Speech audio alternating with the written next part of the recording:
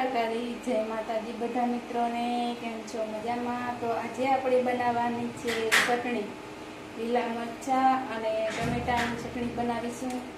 તો આપણે લીધા છે લીલા મરચાં, જોઈ શકો છો. આપણે લીલા મરચાં લીધા છે, એ પણ મોરા, બહુ તીખા નથી લીધા. તો આપણે ટમેટું, ધાણા ભાજી બધી વસ્તુ લઈ લીધી છે. અને આજે છે આપણે રાજમા ચાવલ. તો રાજમા બફાય છે અને ભાત એટલે ચાવલ આપણે એ પણ સગડીમાંથી ચાલુ છે બનવાનું.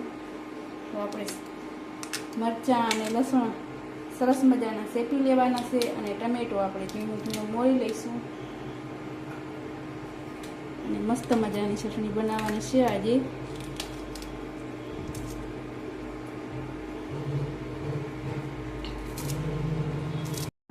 અને મરચાં પણ શેકી લીધા અને ટમેટું પણ સરસ રીતે આપણે ગ્રેવી જેવું, ગ્રેવી તો નથી પણ આમ આખા ભાગો આપણે શેકી લીધું છે અને તેલ ગરમ થવા મૂકી દીધું. તો આપણા રાજમાં પણ બફાઈ ગયા છે, જોઈ શકો છો સરસ રીતે.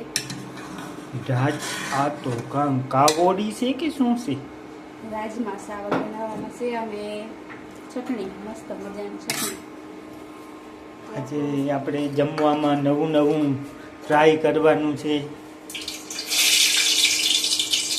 તેલ ગરમ થઈ ગયું છે તો આપણે પહેલાં તો મરચાં અને લસણ નાખી દઈશું.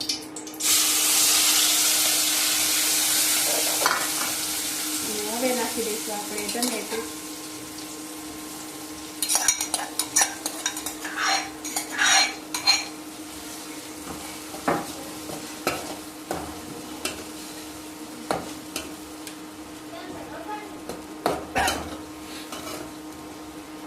ખ્યાલ લઈ ગયો મરચાં.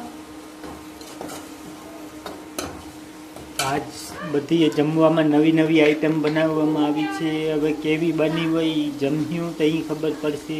તો થોડીક આપણે હળદર અને મીઠું નાખી દઈશું એટલે સરસ મજાની આપણી ચટણી તૈયાર છે.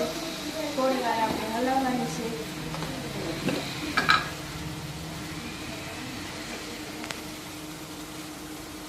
મીઠું એક પર નાખ્યું નતું, થોડુંક નાખ્યું હતું મરચાં લસણ કુચળવા માટે ઉડે નહીં ને એટલા માટે થોડુંક આપણે મીઠું નાખી દઈએ ને તો ઉડે નહીં.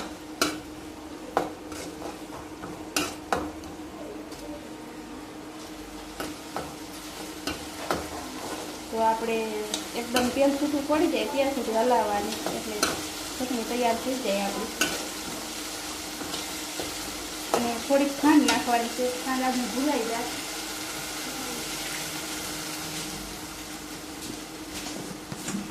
જ્યારે આ કરજો બસ બસ. તમારે તીખી ખાવી જોઈએ છે, તીખી બધા ખાવી. એ બીજા બધા બનાવી છે એ મીઠી બનાવેલી છે.